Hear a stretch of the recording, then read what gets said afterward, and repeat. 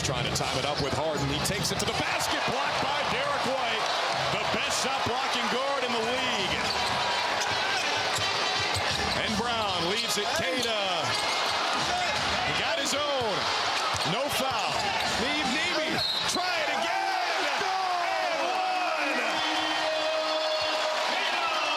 If at first you don't succeed, try again. All right, the extra effort from Nimi Queta right there gave the Celtics a 12-point lead at the time. That was in the fourth quarter. And then, of course, James Harden, I think, had all of us holding our breath with that final shot to an attempt to tie the game. Celtics, though, hang on. They get the 3-point win over the L.A. Clippers here tonight. Tom Giles, Chris Forsberg, Eddie House with you on Celtics Postgame Live. Eddie, I'll start with you. Your thoughts on that, what became a bit of a nail-biter? Yeah, it did. I thought for a second there we was going to run away with the game, but I think the way the game's played nowadays, there's no lead that's safe, unless you really bury somebody. And so James Harden, showed up. But if you look at everything that we've done, that we did as a team, when we look at team stats, we basically dominated every category.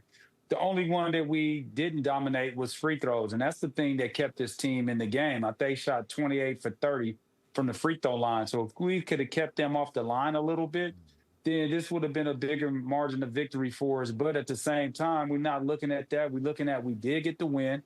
I'm looking at the 26 assists. Though that number is starting to go up game by game, and we need to continue to do that. Yeah, I thought the starters were awesome, and it starts obviously with Jaylen Brown. Like he's been great all season long, but especially tonight, felt like he was not going to let this one get away from you. Made big play after big play. The shot making was awesome. Had to kind of give you that output.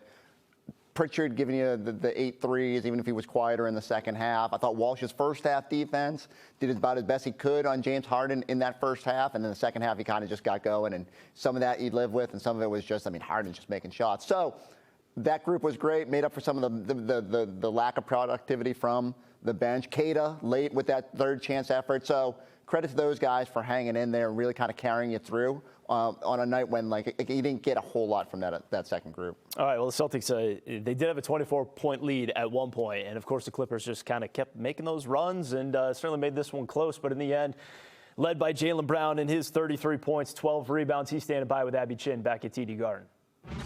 Jaylen, incredible ending there. What was going through your mind? What were you telling your guys down the end of the stretch? Just find a way to win, keep pushing. They came back, closed the gap. We got to be better. I think we took our foot off the gas. Part of that was on me. I feel a little under the weather, but I'm happy we got the win.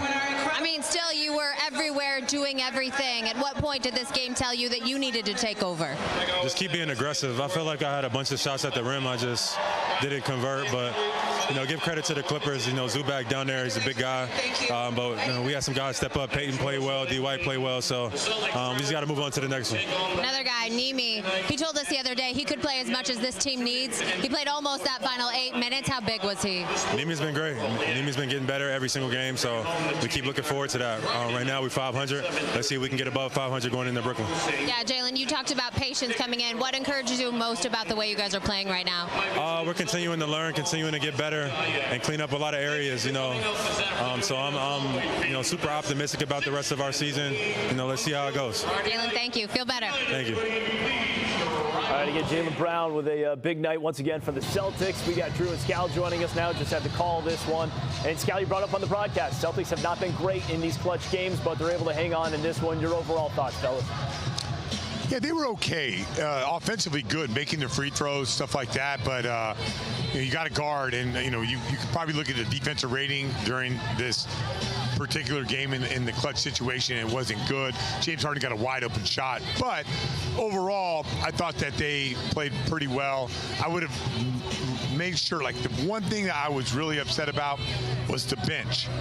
They got opportunity to come in and build the lead. The Clipper bench, everybody talks about it being a really hard-playing team, and the Clipper bench got them back into this game. This thing could have been over early, but give the Clippers a lot of credit. Give James Harden a lot of credit. Definitely. I think a lot of those shots he hit down the stretch were basically unguardable too, right? No there were a couple that were open, including the one at the end, where the fact that they got that shot with no timeouts and 1.6 seconds was impressive, and the Celtics fortunate that he missed it. But to your point about the bench, Luka's a -14, Minot a -13, Hauser -16. Shireman Harden was a +12.